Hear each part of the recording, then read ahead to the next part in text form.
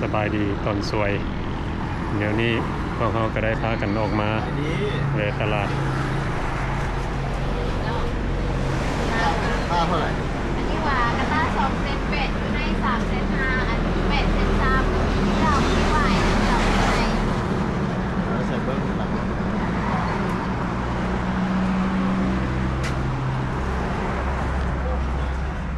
มีอะไรถ้าก็เห็นไหมนี่นะ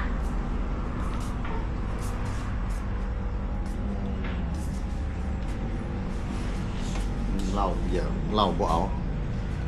วายก็มีอยู่นี่ ไว้ก็บ่เอาเท่าไหร่ก่อนน้อยอันนี้2 เซนเป็ดเจ้า2,800,000คุณรุ่นได้เท่าไหร่คุณรุ่น2 เซน7ต้องได้ถามเลยโจได้คือกันเบิดนอกตัวในก็มีบอลเลือกหลายตัวข้างในมันมีเหล้าอยู่เดียวโอ้นี่อันธรรมดาก็มีดูนี่ถ้าไม่อยากได้ก็อยู่ในเดี๋ยวนี้พวกเขาก็อยู่บ้านอย่างบ้านอย่างเนาะนี่อันนี้ว่าบ้านน่าใส่ทองบ้านนาไซทองโอ้กระตาหนึ่ง2,800,000เพิ่นลดให้เป็น2,700,000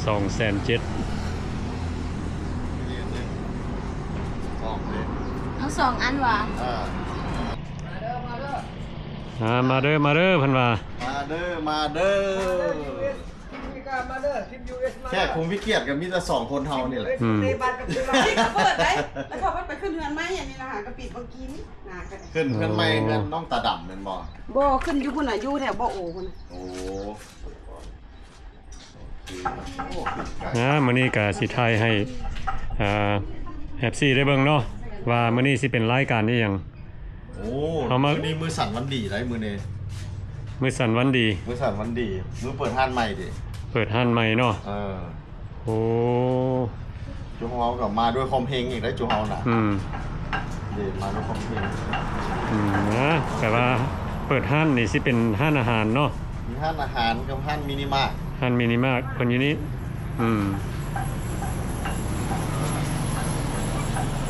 อันนี้แหละเขามาขอถามมานะถามเจ้าของเนาะโอ้เจ้าภาพรู้แล้วนะเจ้าภาพถามอาเซียมึงรู้คนเล่นนี่เป็นคนมาอยู่เท่านี้ก็เฮ้ยเพิ่นก็มีลูกค้าอันนี้แหละbusiness ตาเห็นบ่เจ้าเห็นได้เก่งจังวัดบ่พอแก๊สเห็นได้เก่งได้ถ่ายดีพี่แบงให้เล็กเอาไปให้บ่เดี๋ยวไปส่งให้เฮาที่พวกแถวบ่รถเนี่ยใกล้ๆนะนี่รถสีดำจอดนี่นะรถคันสีขาวนะเล็กก็ให้น้องมั้ยนี่มานี่มาโอเคพอดี10 นาทีก่อนให้เฮาตอน10,000 20,000เด้องั้นก่อน20,000นี่แก๊สนึงเนาะโอเคไปยัง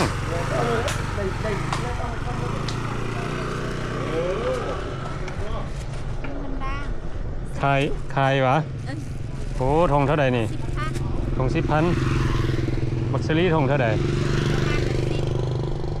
มันละ10โอ้เอากัน6มัน50สิโอเคสิซอยเจ้าอันบักซรี่แน่ป้ารถนี่นักเนาะ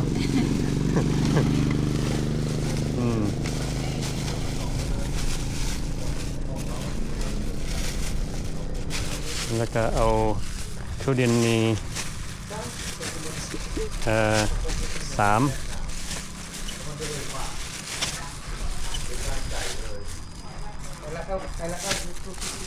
ตัวนี้บ่คือกันบ่ตัวนี้ทง15ข้างหลังนี่ขายอย่างนี้มันกะสลีคือกันโอ้มันกินนะมันกะ10มันด่างกะ10มันด่างกะ10เอาซื้อซอยเพิ่นปากกะไหลอีก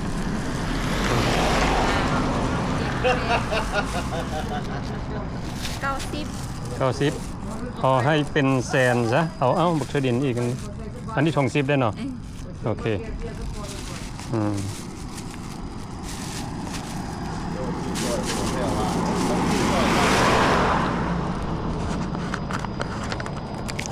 พอดีเป็นแสนเนาะโอเคขอบใจ ร่ำรวย เจ้าคือกันอยู่ดีมีแฮงร่ำรวยคือกันให้โชคให้มานเด้อโอเค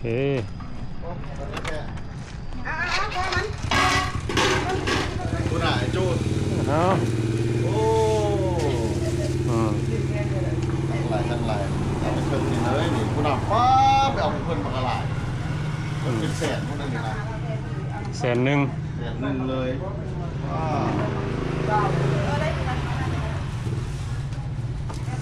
อ้าวบวช เราเลยจะเข้ามาลงก้อนให้เราเด้อจะเอาไปให้ในก้อนนี้ห้าก้อน5สนใจนะว่าจะกินอย่างนี้นะ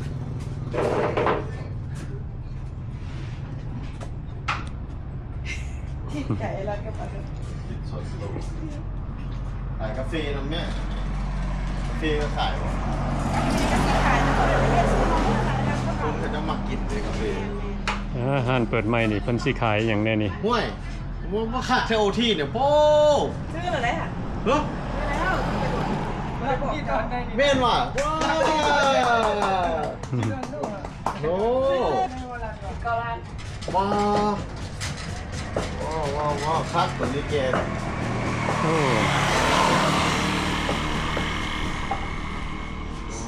19 ล้านกับประมาณ800เนาะ800ปลาย 9218 900ปลาย เดี๋ยวจะได้ที่กินตำต้อนหรือที่กินตำหุ้งกับปิงซี น้ำปัน น้ำปันไข่น้ำข้าว น้ำหวาน มีคนมาเคาะมาถือซื้อเลยเมื่อคืนนี้12 โมงเครื่องวันนั้นก็ปิดหลายร้าน ต้องกินเบียร์อย่างนี้ห้องแถว สมใจเจ้าละตัวนี่เห็นห้างอาหารกันได้อีหลี สมผัก ส้มแล้วเป็นหมอ ข้าวผัดก็มีนะ ทุกอย่างมีเหมือนว่าจะสร้างมา โอ้อาหารตามสั่ง สิ เอ้าเราสับไข่โจ้ของเจ้าอ่ะ บอก ของค่อยนะดังของพ่อตาเหรอของพ่อตาเนี่ยเด็กดังนี่คนเด็ก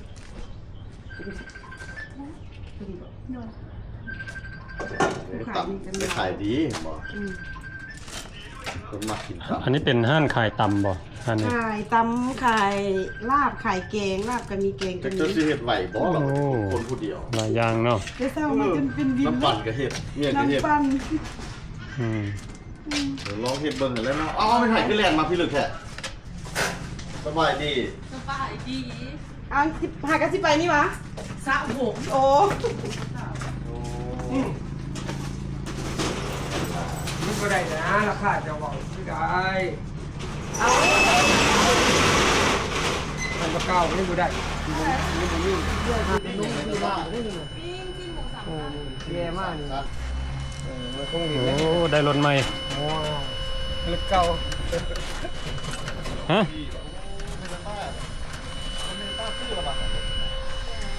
มาเด้อมาขี่รถดีน้ำกันมันจะม่วนไปแก่งเลยอะไรกันไปหมด อืมอันนี้ก็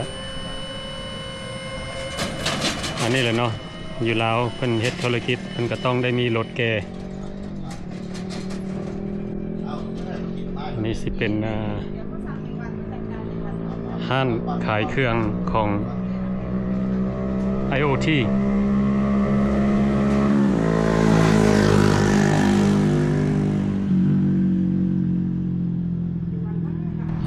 อาหารมื้อนี้ก็สิมีตำบักหุ่งข้าวเหนียว แล้วก็ปิ้ง หมูสามสั้น หมูสามชั้น แซ่บขนาดเนื้อตาเห็ด อันนี้ก็สิเป็นห้านเปิดใหม่เนาะพวกเราได้มาอุดหนุนเพิ่น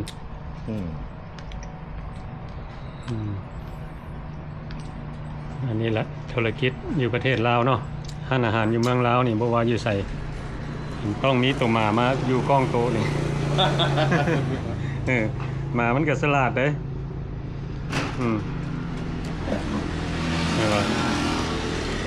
ร้านอาหารอยู่ประเทศลาวนี่ต้องมีมาถ่ายอยู่กล้องโตนี่ คันเพิ่นโชคดีเพิ่นก็ได้กินน้ำเนาะ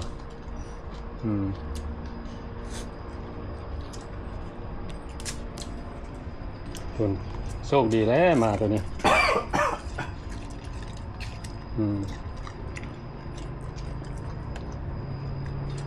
มีอาหารพวกเขามีหลายแบ่งให้เพิ่นกินน้ำ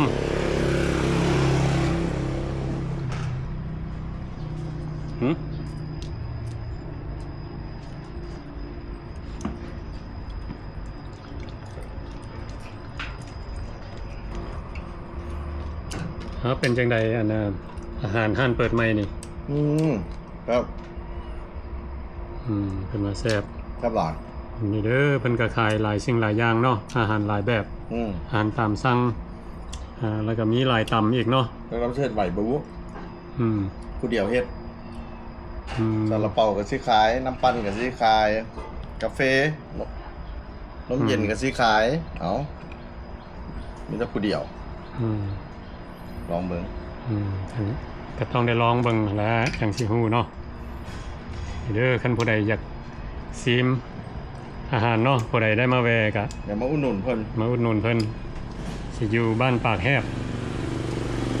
แล้วเพิ่นก็มีมินิมาร์ทนี่ขายเครื่องน้ำ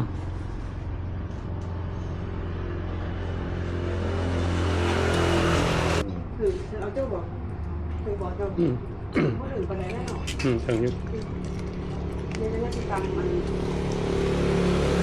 ต้นปัญญาเรื่องการเป็นร้านประจำที่ไม่มีสถานะหลักฐานก็บอก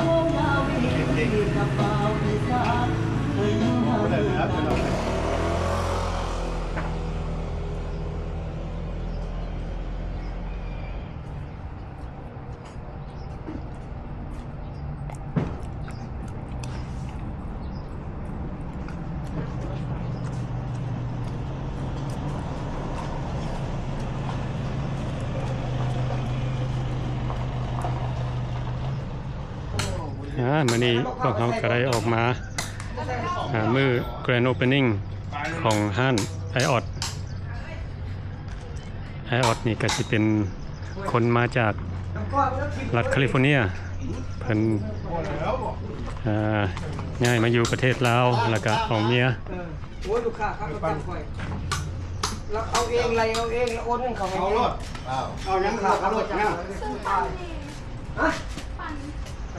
มันเด้ปั่นแซ่บปั่นเอาเองขายดีได้ครับบัวปั่นเอาเองลูกค้าครับประจำปั่นเอาเองปั่นสิได้ขายดีมันฮ้อนเลยก็มีหมกข้าวไว้หลายๆด้วยมื้อนี้เป็นมื้อ Grand Opening บ่ แม่นล่ะมื้อนี้ Grand Opening เนาะ Grand Opening นี่สิเป็นห้านอาหารแล้วก็ตลาดน้ำบ่ร้านอาหารตลาดน้ำ2อย่างเนาะปั่นขายตำข้าวทะเลทำข้าวกลางลาบก้อยข้าวผัดแล้วก็ลูกค้าสั่งออเดอร์ไปสั่งแบบใดก็เฮ็ดให้ได้เนาะเฮ็ดพวกนี้แน่เด้อพวกนี้ตาไหลเขาเนี่ยดีๆก็นั่งตาอยู่ที่นั่นเข้าใจง่ายมาเด้อกินมีกามากินอุดหนุนเด้อผู้ใดได้มาเยี่ยมยามประเทศลาวเนาะมาลาวมาหาผู้ใดมาใกล้ทางอันบ้านปากแฮบเนาะกลับมาแวะกินแวะส้มแวะกินแวะส้มมาสปอร์ตเพิ่นก็เปิดห้างมื้อนี้ก็เริ่มเปิดมื้อนี้เปิดมื้อนี้ Grand Opening มื้อนี้พวกเขาก็ได้มาซิมอาหารของเพิ่นก็แซ่บหลายเนาะแซ่บหลายเพิ่นก็มีน้ำปั่นหลายแบบอันนั้นไอออดเพิ่นกำลังเฮ็ดปั่นมะพร้าวเนาะแม่นบ่มะพร้าวกับมะพร้าวสดเผาไผ่มะพร้าวเผามะพร้าวเผาเนาะข้าวสดข้าวน้ำหอมข้าวหอมข้าวมะพร้าวไผ่ใส่ข้าวไผ่ปุ้ยใส่ข้าวแท้เลย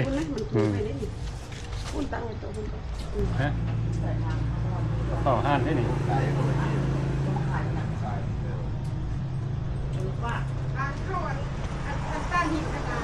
อันนี้ก็มาข้าวห่านที่กันนี่ต้องใต้มาจากเฟรสโนแคลิฟอร์เนียสูตรดีได้จะเจอคนเนาะ ช่วงนี้เขาไปใส่มาใส่คือว่าประเทศลาวนี่มีแต่คนอเมริกามา แคบลายว่ะโจ้ มีแต่คนอเมริกาเอออะไรเนาะเป็นเจ้าของลาวเท่าเมืองเฟรสโนแคลิฟอร์เนียเป็นจังได๋ลาวเท่าเฮาอยู่พุ่น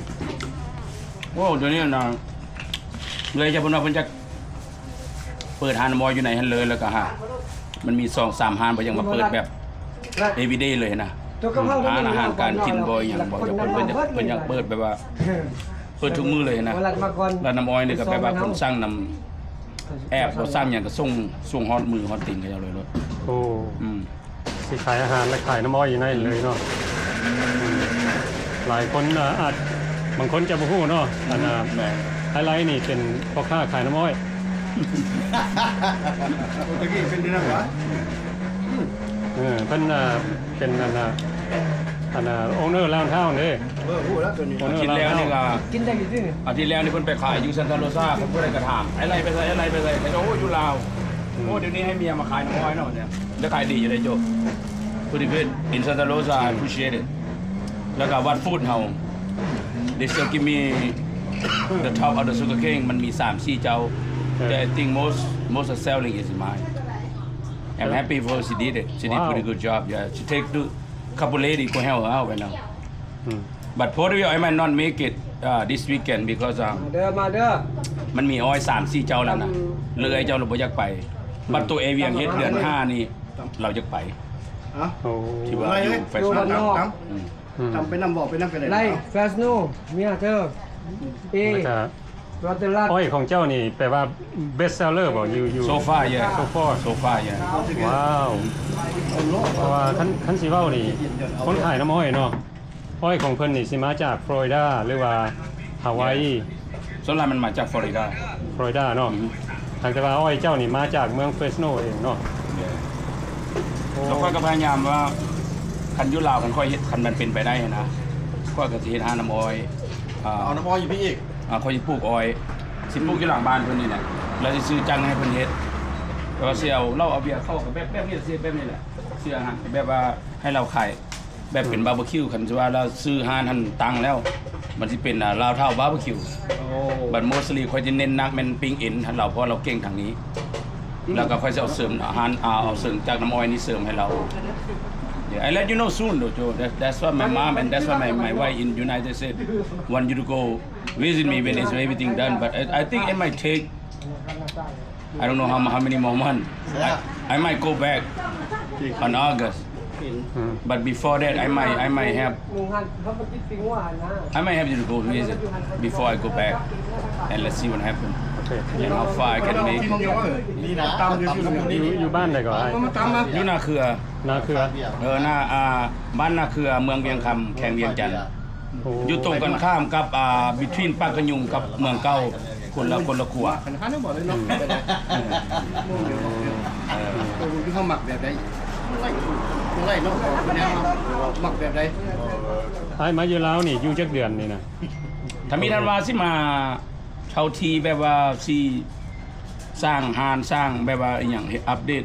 เล็กๆน้อยๆเฮือนบ่หรือว่าอัปเดตห้องน้ำห้องไหนให้เพิ่นละสิกลับซะนะ อืม แล้วมาเบิ่งสภาพนี่มันหานนี่มันได้ใช้เวลาได้นะแล้วก็พยายามว่าอยากเฮ็ดให้มันเป็นรูปเป็นทางก่อนสิกลับไปอเมริกา แต่บ่ฮู้ว่าโดนปานใด อืม So far I've been this my 4 month already โอ้มันเนาะ yeah เอาไปต่อวีซ่าเดือนหนึงแล้ว อืม แล้วเดือน7วันที่20ปลายก็หมด then I might wait until maybe I don't know I might stay a year I'm not sure โอ้ อยากให้มันเร็ว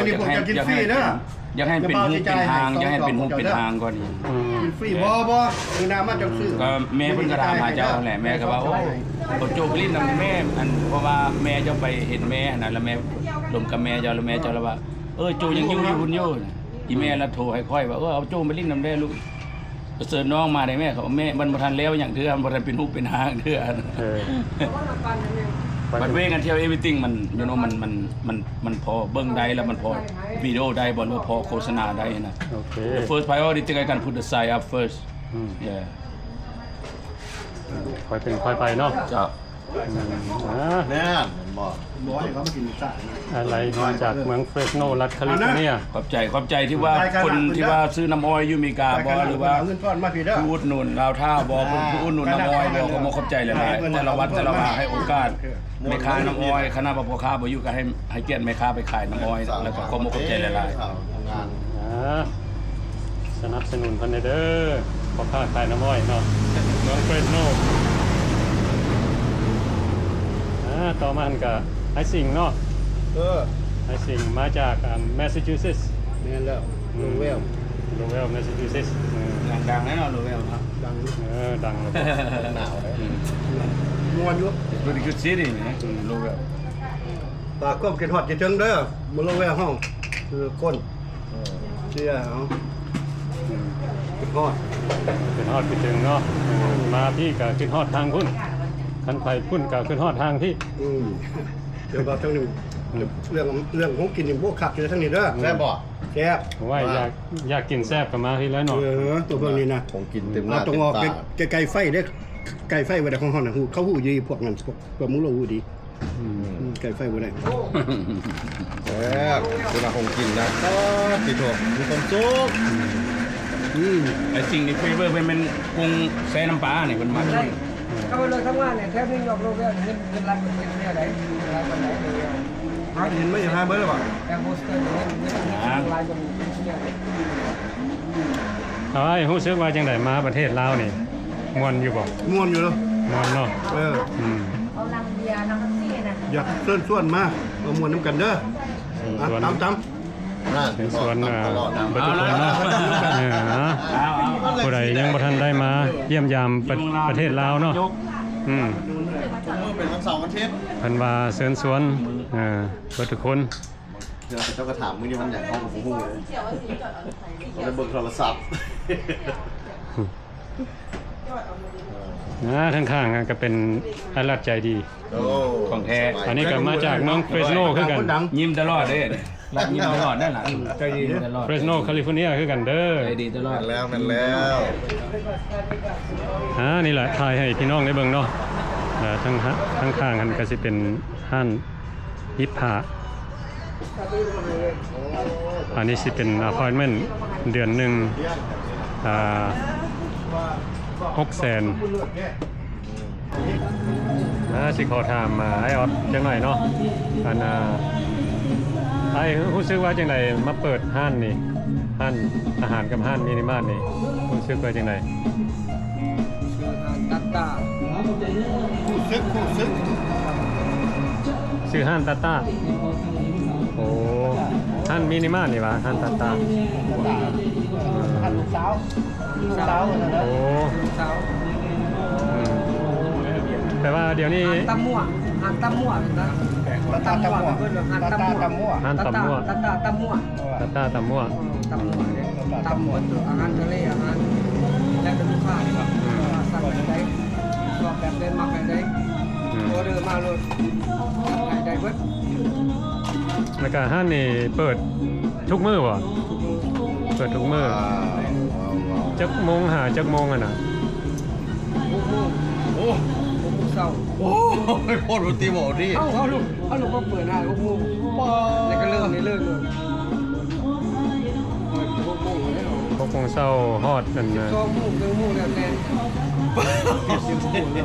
12 โมง 12 โมง 1 โมงตอนสวยหรือตอนกลางคืนกลางคืนบ่ เรากำลังมีความสุขเฉย มีความสุข ๆ นะ เปิดไมค์ เปิดไมค์เนาะ กำลังข่าวมีความสุข เปิดเช้าวันนั้นแต่มึงเขาก็เปิดดึกได้หลับ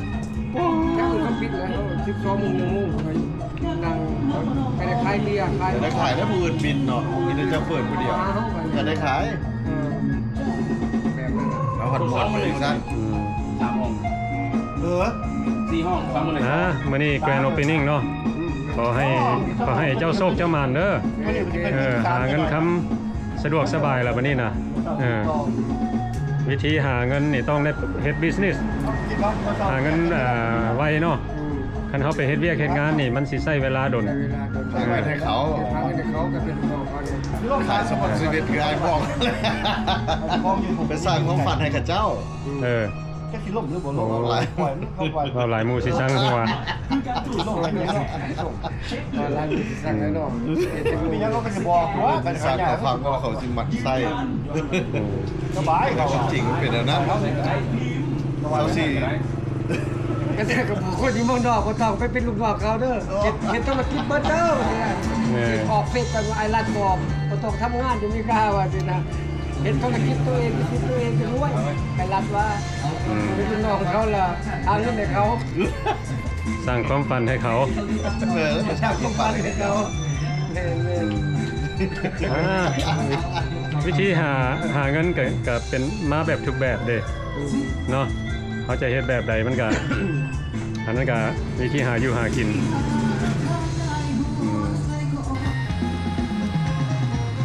อันนี้แหละคนเฮาเนาะอยู่ประเทศลาวเขาต้องได้มีอินคัมเนาะวันนี้เขาก็สิได้ขอจบคลิปนี้ไว้สำนิสก่อนเนาะ